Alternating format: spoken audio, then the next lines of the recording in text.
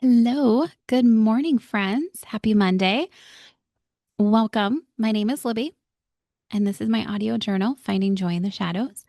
Each week, I show up here to talk through the fun curveballs life throws our way and help us look for pockets of joy that still manages to sneak its way in, even when we are in our messiest moments.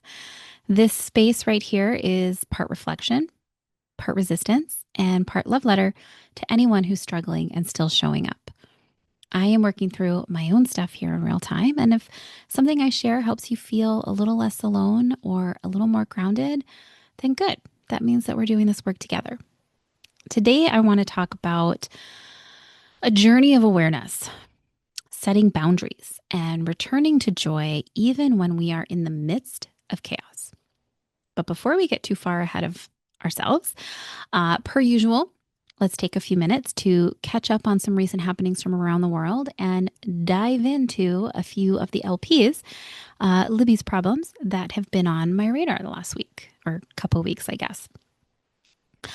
So speaking of diving, no pun intended, actually. But did y'all hear about the man who was swallowed whole by a humpback whale off the coast of Cape Cod?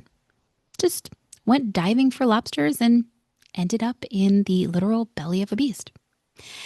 And I need us all to take a collective pause because this is exactly why I don't mess with the ocean. Like, I get it. She's majestic. She's deep. She's mysterious. She's full of meaning. But she also has creatures in there big enough to accidentally eat a whole human being and then go, oh, my bad, and spit us back out. If we're lucky to be spat back out. To me, that's not poetic. It's downright terrifying. That's a nightmare fueled with salt water, in my opinion. And listen, I am happy for this man. I am. He survived. He got away with just some bruises and one heck of a story. But can we talk about what it probably felt like to be swallowed by something that I don't think meant to hurt him, right? Just a casual oopsie daisy. Sorry you landed in my esophagus, right?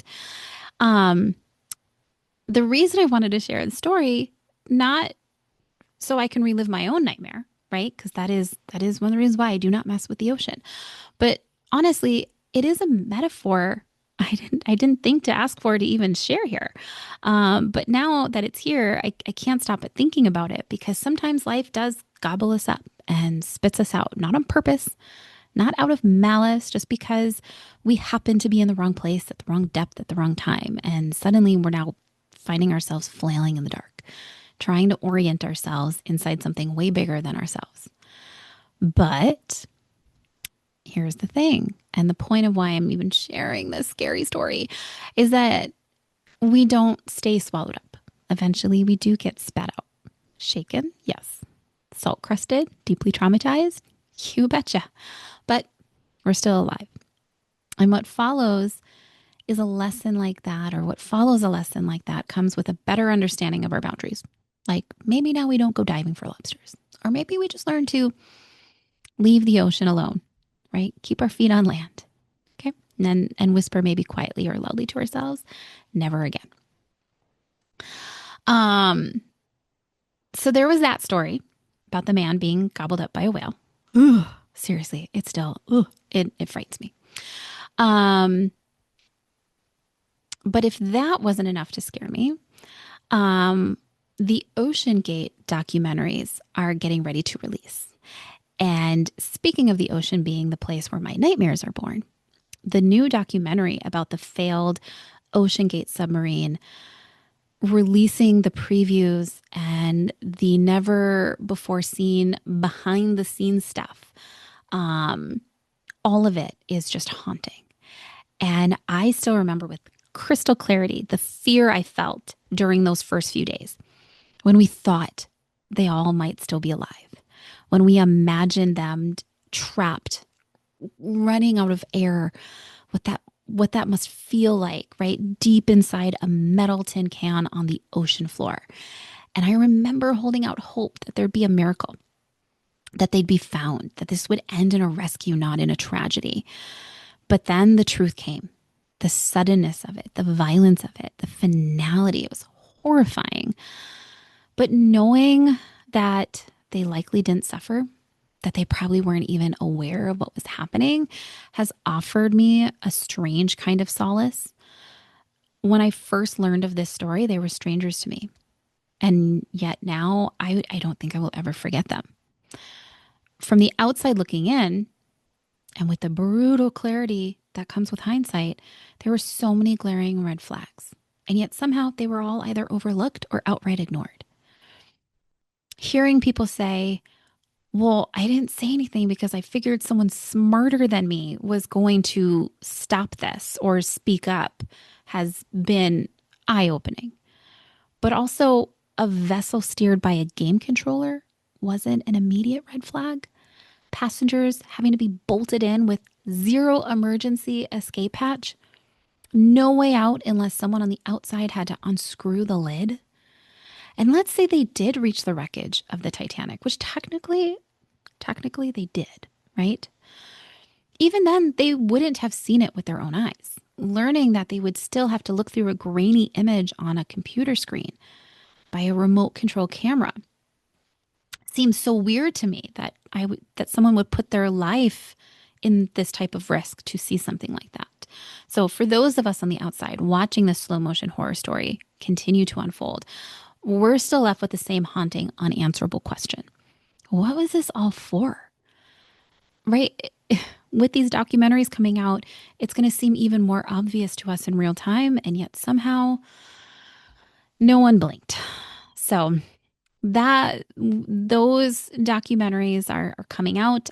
I most likely will watch them because while the ocean scares me, I am also a masochist. And so I will most likely watch them and be horrified and be sad all over again. But yeah, so those are the fun, uplifting LPs that were on my radar over the last couple of weeks. Um, so if you're ready to dive into today's topic, I'm ready. I've got my iced coffee here in hand. Lulu Joy reluctantly went to doggy daycare. She was excited once we got there, but she wasn't excited to go there, if that makes sense. But she was very happy when she saw her friends when she got in the room. All right. So for today's topic, we're talking about finding joy, even when the world all around us feels like it's on fire. And let's be real with each other for a moment. It doesn't just feel like it's on fire anymore, right? It kind of is in like 5 different group chats and on 3 continents at least.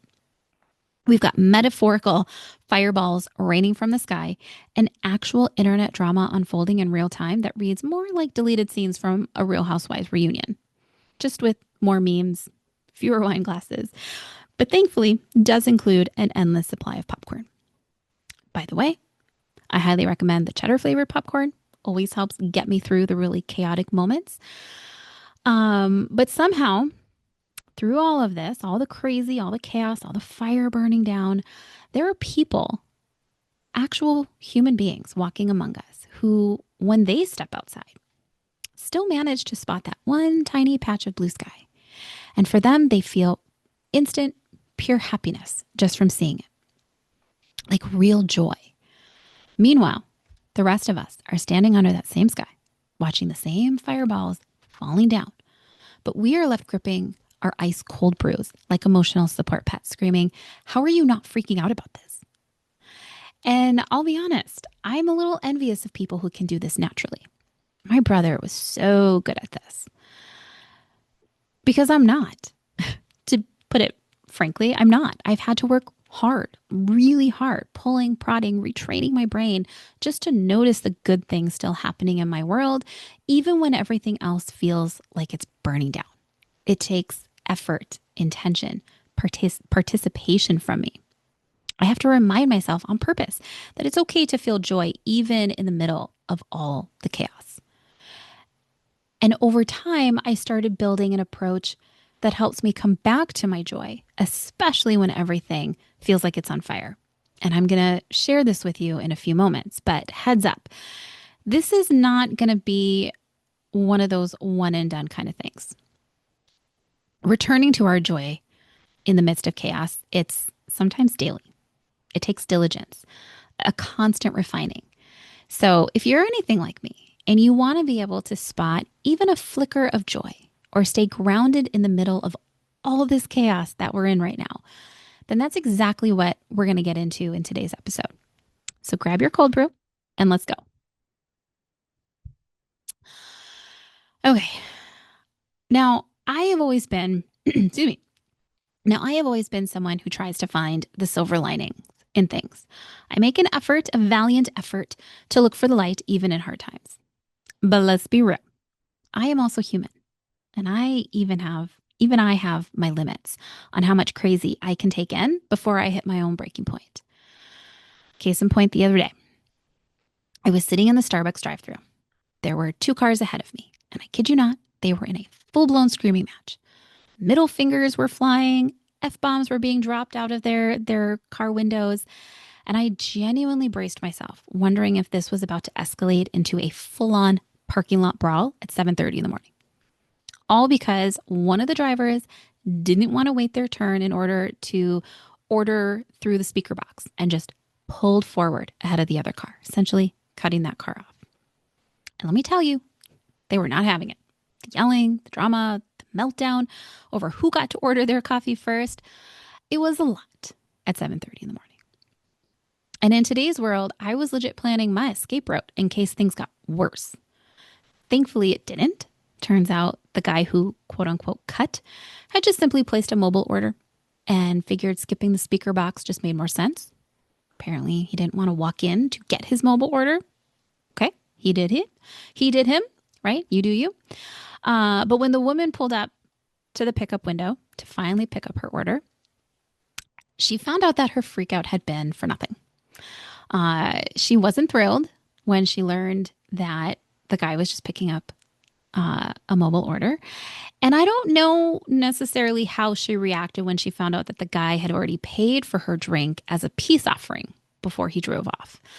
And when I was left looking at this from where I was sitting behind them, what was this all over for her? A raspberry iced lemonade. And I could hear, because I had my window down, I could hear the barista say to her when they handed her the drink, "I hope your day gets better." And just like that, the woman drove off, tail between her legs. And in that moment, I had this flash of clarity. This is exactly why this is exactly what I'm trying to talk about today. We are all living so close to the edge, way overstimulated, overcaffeinated, and frankly, undersupported, that we are legit flipping out over the smallest things these days, like lemonade ordering logistics. We're not bad people. We are just maxed out. And that's what this episode is really about. I'm not preaching. I'm not pointing fingers. I'm simply trying to show how we can make gentle, practical shifts to help us reclaim our joy without feeling like we have to completely disconnect from the entire world. So, where do we start? Well, for me, it began with something surprisingly simple. I didn't have a plan. I didn't have a therapist-approved framework. I just knew I needed a break from everything that was making me feel like the world was burning 24/7. For me, that started the summer of 2020. That was my wake-up call. Remember those days? The lockdowns were in full swing. The streets were filled with protests and riot squads, especially in my own backyard here in Minneapolis. And people were panic hoarding toilet paper. And the internet was dividing us faster than we could even finish a sentence. It was noise on top of chaos, stacked on top of screeching so high-pitched only animals should have been able to hear us. But there we were. And there I was, needing a break from all of it. And when I traced the noise back to the source, it was clear. The call was literally coming from inside my own house. More specifically, from the apps on my phone and the TV in my living room. So I did what any slightly frazzled, over-caffeinated, at her limit addict would do. I pulled the plug. I turned off the outlets with the loudest voices: Facebook, Twitter, and cable news. Deleting these apps wasn't easy. I went through a full-on withdrawal and mourning period. I was jittery. I was restless. I was constantly wondering what I was missing. The FOMO was real. The fear of missing out was real, friends. I had gotten so used to checking in with the world through my phone that I had forgotten how to check in with myself. But once I got past that initial discomfort, I noticed something had shifted. Everything got quiet, like really quiet, but not in an eerie way. It was calming, almost delightful. And in that quiet, I could finally breathe.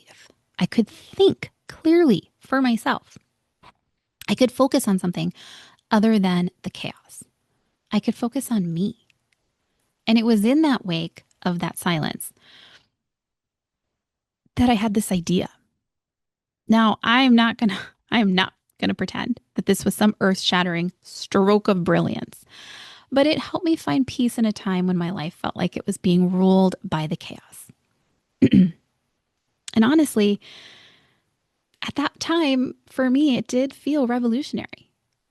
What's funny is I only recently learned that my grand idea was actually pretty similar to something Jenna Kutcher calls her JK5 method. Now, if you're not familiar with who Jenna Kutcher is, let me fill you in because Homegirl is a powerhouse. And if you don't know her, you should. She's a fellow Minnesota girl, and she hosts her own podcast called The Gold Digger Podcast. And I have been listening to her for years, long before I ever cared about building a social media brand or curating content. Jenna's voice was just kind of always there in the background for me. She's been steady, encouraging, kind of like big sister energy in my ears. And when I finally dove into the world of podcasting myself, feeling completely overwhelmed and literally drinking from the fire hose, her episodes suddenly hit differently for me. What once felt like background wisdom now became a lifeline for me. I didn't always follow every piece of advice. Sorry, Jenna. But her logic helped give me some much needed structure. In one of her episodes, she explained what her JK5 method is. This is her social media content strategy where you choose 5 categories you most identify with. Hers are motherhood, food, books, travel, and business. And she rotates through them during the week. According to Jenna, it helps keep your brand well-rounded and your feed more consistent. And I thought, wait a second. I've basically already been doing something kind of like this, but not for content, for my sanity. While Jenna was out here picking 5 themes to build an online brand, I was quietly picking 5 themes to build a life raft. Instead of asking, what should I post on Monday? I was asking, what do I actually want to let into my brain today? And without realizing it, I started using those 5 things, my own JK5, as filters, boundaries, guardrails. I curated my feeds and trained my algorithms to only let in what helped me feel grounded, feel happy, and not spun out of control. So no, it wasn't a content plan. It was more like a peace plan. And spoiler alert, it changed everything for me. So what are my top 5 things that bring me joy? Should I pause for a dramatic effect while you shout them out? Because if you know me by now, then you probably already know what I'm about to tell you. My top 5 categories, the themes I use to curate my perfect, peaceful feed, and how I trained my algorithms to stop sending me chaos. Shocker, my Korean boys, right? BTS, duh. Over the last 2 years, they have been my go-to source for joy, inspiration, and sometimes they are just the thing that helps get me through a really hard day. Their music, their messages of love, the way they show up in the world, it brings me instant joy. Speaking of joy, the next category in my JK5 for sanity is my dog, my little girl, my baby girl, Lulu Joy. Another duh, right? She brings me an immediate dose of dopamine just by existing. So sometimes watching videos of other Yorkies or other dogs, cats, or just funny animals in general is just the amount of soft landing I need some days. Number 3 is food videos. I don't know what it is. I really don't. I should probably do some research on it, but something about watching a perfectly folded dumpling or a tray of crispy roasted potatoes being pulled out of the oven, I don't know why, but it's very calming for me. The fourth category I look for is soulful content, which is kind of an umbrella term, right? Soulful content, not necessarily self-help, not necessarily hustle culture. I'm talking more about those moments that speak to our soul. Positive affirmations, real talk about healing, and little nudges that say, you're doing better than you think. And finally, the fifth one for me is nostalgia. For me in particular, it's old commercials, 90s sitcom screenshots, the theme song from Reading Rainbow, stuff that takes me back to a time when joy felt easier to access. Not because it was perfect, but because life was simpler back then. So these 5 things became my joy anchors: BTS, animals, food, affirmations, and nostalgia. But I didn't just keep them on standby for when I needed a mood boost. These are the themes I use to create the perfect feed, the perfect social media feed, whether it's Instagram, TikTok, Facebook, Threads, you name it. This is how I taught my algorithm who's boss. So now when I hop on Instagram, 98% of what I'm being shown falls into one of these 5 categories. Not because I got lucky, but because I got intentional. This wasn't an escape plan, it was a re-entry plan. A way to be online without constantly being pulled under. These 5 things became the baseline, not the backup. I'm curious though, if we had a 2-way conversation and I could hear you, what would your top 5 joy anchors be? Have you ever thought about it before? What are the 5 things that bring you instant happiness? And if you could create your social media feed to reflect only those 5 things, what would they be?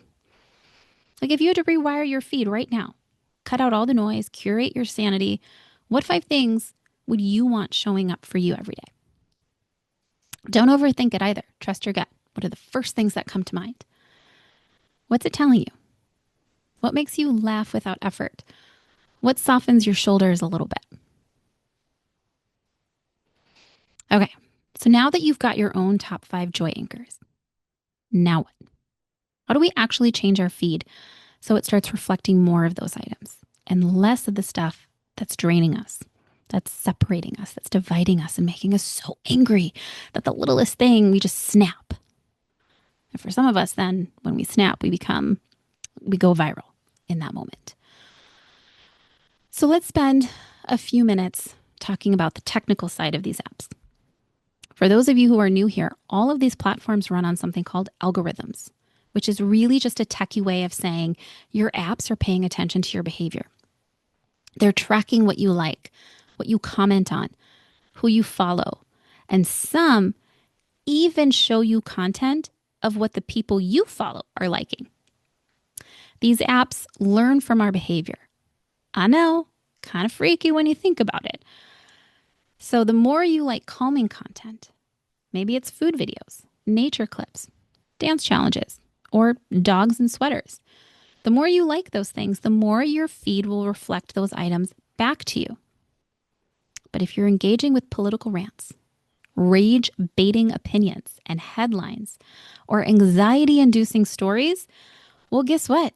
That's exactly what your feed will double down on. It's not magic, it's math.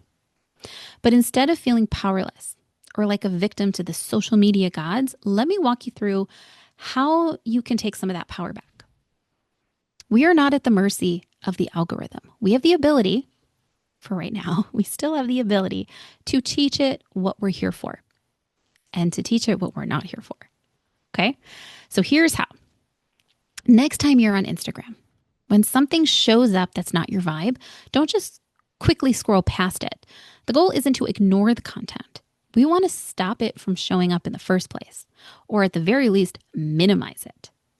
So next time something hits your feed that you don't like, simply tap the 3 dots. Sometimes they're at the bottom right corner, sometimes they're at the top, but look for the 3 dots. Click on them and hit not interested. If you do this consistently, Instagram will eventually get the hint and stop showing you that type of content. When you're on Facebook, same thing. Click the 3 dots, then choose either hide post or snooze for 30 days. When you hit snooze for 30 days, anything related to that topic will snooze. It will pause. It'll give you a breathing room. This will give you a little break from certain voices. Now, I'm not on TikTok, but I did have to look on how to do this so I can share. When you're on TikTok, all you have to do is press and hold on the video and select not interested. That's it. You do have the ability to block certain creators, or you can tap see less, which is a nice gentle nudge to your feed to give you a different direction. These are the quiet little tools no one really talks about, but they matter because every time we use them, it helps us reclaim a little bit of control in a life that feels like we don't really have a whole lot of control, especially right now. And I get it. This might feel like a lot of work at first. I did warn you, though, at the top. This isn't a one and done kind of thing. It's daily. It takes diligence, a constant refining. The social media powers are counting on us being too tired to push back. But even one small shift is a win. And if it feels confusing or a little too techy, ask someone to help you walk through it. There's no shame in asking. Sometimes you can go to the Apple Bar and ask them. Make an appointment. Go there, ask them, and they will walk you through. Ask a friend. Ask a child. Ask a niece. Ask a nephew. Ask someone. The point is, we can create a feed that feels more like us, that supports our peace, that brings us back to center, one scroll at a time. Okay. So now that I've walked us through how to start reclaiming a little power over our social media feeds, let's pivot. Because for me, there was another source of chaos that was just as potent and one we should be just as mindful of. Remember, for me, the call wasn't just coming from inside the apps on my phone. It was also coming from my TV. Through the nonstop headlines, the 24-hour commentary, the endless panels arguing over everything and nothing, and rarely pausing to validate if what they're even discussing is rooted in a fact. It's a different kind of scroll, but the effects can be just as overwhelming and just as damaging to our psyche. And if you're someone who regularly tunes into cable news shows or listens to podcasts or maybe gets your daily updates from a YouTube channel, please know that's okay, because I do it too. But here's something I want us to start asking ourselves while we are watching or listening to these shows. We need to start asking ourselves, am I hearing the news, events that actually happened, or am I hearing someone's opinion about how they felt things took place or how they felt should have taken place? Because those two things, while they might look and sound similar, they are not the same, friends. I'm going to say that again because it matters. Whether we're watching the evening news, scrolling cable news channels, catching YouTube commentary, or listening to a podcast recap, we have to learn how to spot the difference. Are we being presented with facts, or are we listening to someone's interpretation of those facts, wrapped with their opinions on how they feel about it? Now, everyone's entitled to an opinion. I have them, you have them. But an opinion doesn't automatically equal truth.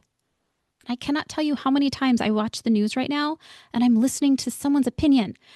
And then someone has to say, but that's not truth, or that doesn't change the truth, or that doesn't make it any less legal. And then the person's response is, but this is how I feel. Great. Have that opinion, but it needs to be known that this is an opinion. Because when we turn the TV on and we see opinion after opinion, we need to understand that it does not automatically equal truth or legality. There's a big difference between hearing a fact and hearing someone's spin of that fact. Now, this is something I have had to work really hard to do, to rewire my own brain to recognize that tiny, subtle difference. And it is not always fun, friends, and I get it, but it is so necessary right now. The news media, they're not doing it. Some of the podcasters are getting better at it. There's a couple out there that I listen to that will do that, where they'll pause and they'll talk about, okay, this is the fact. Now I'm going to share my opinion, and I appreciate that. The Midas Touch does it. The Bob Seska Show does it. It's kind of all I'm hearing right now. Everything else is just opinion on top of opinion on top of opinion. And I know for some of you listening to me right now, that might sting a little bit and might make you feel as if I'm making you feel bad or trigger something in you. And now you're getting mad at me for saying it. And that's okay. Most of these platforms, though, that we watch, like news shows, they sound like they're news shows. And some of them even call themselves things like fair and balanced or a trusted source. But one thing that I've had to come to understand is that those are marketing phrases, not mission statements. What I mean by these being marketing phrases is that a team of people chose those words, those precise words, very carefully to help them build a brand. But these networks, especially the cable news shows, they are not here to inform us, friends. They are simply here to entertain us. Because the longer they keep us watching them, the longer they keep us glued to their particular feed, the longer they keep us hooked on their entire channel, the more ad revenue they can earn from us. And let's be honest, it's much easier to keep someone engaged when they are feeling anxious, angry, scared, or outraged. What we are witnessing right now is a form of control. Once I realized that every single cable news show was just a different version of someone's opinion of the news, not from the actual events of the day, and that some of these shows rarely shared anything even remotely close to a fact, and that I was just being a pawn used to make them more money, not gonna lie, friends, the decision had already been made. I turned them all off. I did. I turned them all off. They don't have access to apps. I don't have access to them on apps on my phone. I don't have subscriptions. I turned them all off. Not only did I have to work hard to curate my social media feeds, to stop being inundated with chaos agitators, I had to do the same thing with what I watch on TV. I stopped feeding the beast. My evening time is now truly me time. I either don't have the TV on at all, or when I do turn the TV on, I'm watching something that fills one of my JK5 buckets. My current go-to is I'm rewatching a few of my favorite comfort shows. Modern Family, Schitt's Creek, or my favorite K-drama of all time, The King, Eternal Monarch. I love Lee Min-ho. If you haven't seen it, I highly recommend. For the 2 to 3 hours of downtime I have before I pass out and get ready to do this game of life all over again, I have become intentional about who gets my attention. All of this takes work. It takes commitment. But I think I'm worth it. And I think you are too. We all deserve to live in a space of peace. And I know this has been a lot to take in. And yes, it will take a little bit of work from each of us. It will ask something of us. But doing all of this, getting intentional, curating my own space, reclaiming even just a little bit of control in a world that often makes us feel powerless, has made all the difference, friends. Because now, even when it's raining chaos or metaphorical fireballs are flying all around, I can still find joy in my day. Not in a performative way, not in a toxic positivity kind of way, just real, grounded joy. The kind that reminds me who I am. The kind that makes it feel possible to keep going. The kind that prevents me from freaking out if someone cuts me off in front of or cuts me off in line while waiting to order my cold brew. Okay. I've given you some tools and now it's up to you. If you want to reach out and need help figuring out how to curate your own sanity with the algorithms, please feel free to hit me up on Instagram at Libby's Audio Journal. I'm more than happy to field questions, comments, concerns, opinions, and also available to help anyone who needs it. All right. I think I've babbled on long enough. As always, we will add to this next week. Remember, what we water grows. So let it be joy. Let it be truth. Peace out, friends.